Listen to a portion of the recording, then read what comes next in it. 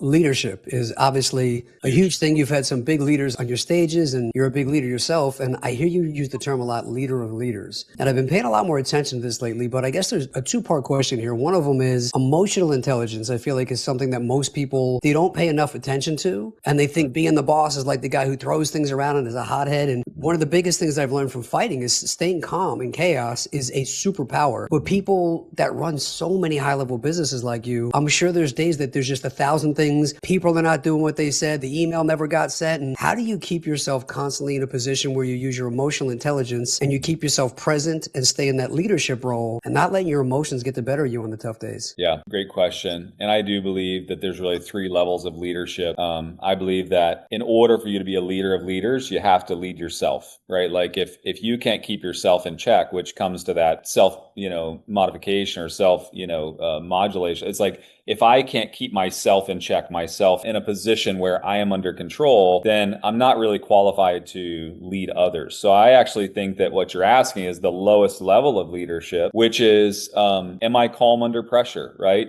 Because businesses are just like finances are a great mirror. They sit in front of you, and when things are going bad, it either brings the best out of you or it brings the worst out of you. And so many entrepreneurs, like you said, the throwing around, the hothead, the demonstrative dictatorial leadership types, the worst business situations bring that out of them. And so you've got a leader of yourself, then you have a leader of what I just say are followers. Most people in the world are just naturally inclined to follow. If you walk out and you say, hey, follow me, a lot of people just will because somebody strong enough said, let's go. But that doesn't necessarily qualify you to be a leader of leaders. A leader of leaders is one who not only takes somebody from point A to point B, but takes somebody from point A to point B while making them better, and that's what, is such a telltale sign for me of whether or not someone is a good leader. Like, look at their trail and see if they've created other leaders. If you are a leader of leaders, you create leaders. And there should be people who are better at leading and leading other organizations or leading whatever it is, whether it's,